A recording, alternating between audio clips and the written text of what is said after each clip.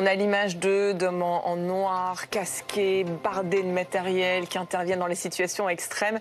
Le RAID fête cette année ses 40 ans et on a l'honneur de vous accueillir.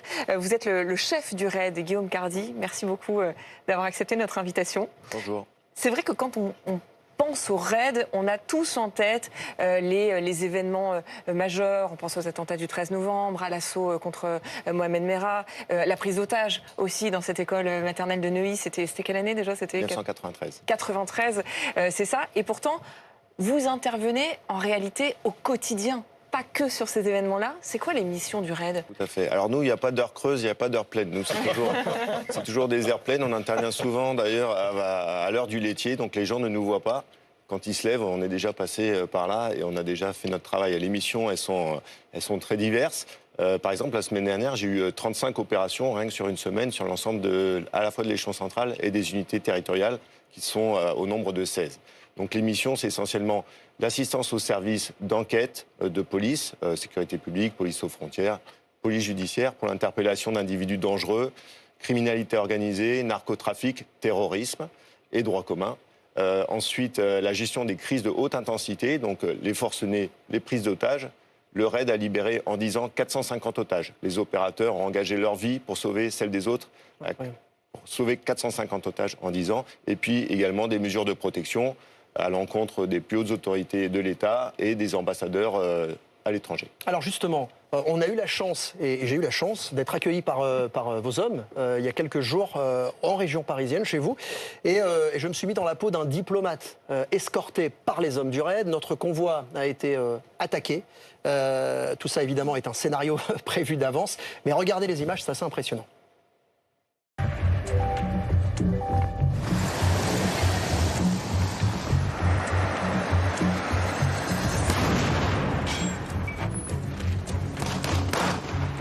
Ça va? Oui, ça va, ça va.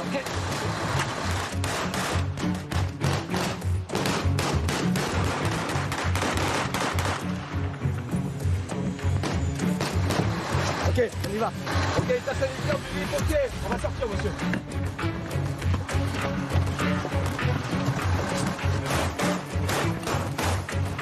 Go, go, go, go.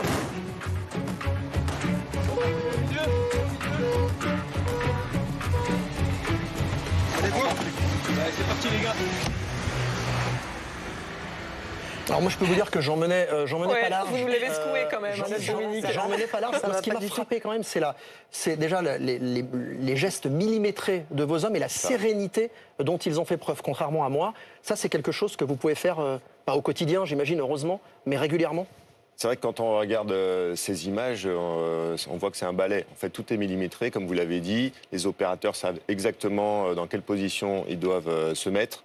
Et c'est une protection collective, parce que l'état d'esprit du RAID, c'est toujours la collectivité, l'esprit de groupe et le courage absolu de ces opérateurs que je remercie pour leur engagement au quotidien.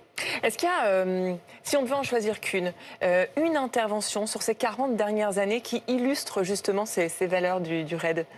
Celle la plus marquante, à mes yeux, c'est l'hypercachère. Ouais. L'hypercachère dans une période vraiment trouble pour la France. Et on revoit les images justement Voilà. qu'il y avait. Et là, on voit le courage de ces opérateurs qui n'ont pas hésité à mettre en avant leur vie. Hein. On a eu de nombreux blessés pour sauver la vie de 17 otages, encore une fois, dans des conditions extrêmement dangereuses, puisque le terroriste était armé d'armes de guerre, avec des explosifs qui pouvaient détonner à tout moment.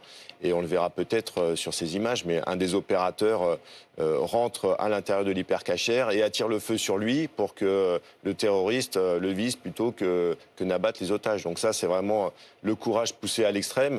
Vous avez ce groupe, là on le voit bien à l'image, qui est solide, qui est compact. Des hommes en noir, derrière des cagoules que personne ne connaît, mais qui ont des familles et qui donnent tout pour la nation. Est-ce qu'on y pense à sa famille? Est-ce qu'on a peur dans ce genre d'opération? Alors là, il faudrait leur demander. Mais bon, ce sont des hommes aguerris, extrêmement bien entraînés, équipés. Et une fois qu'il y a le top action qui est lancé, c'est l'adrénaline et le sens du devoir qui prend le devant. Alors 500 hommes, le RAID, comment fait-on pour intégrer cette unité d'élite? J'imagine que vous avez des tonnes de candidatures. C'est ça, chaque année. Processus de sélection, environ 1 an entre le dépôt des candidatures, le dossier et puis l'intégration au RAID.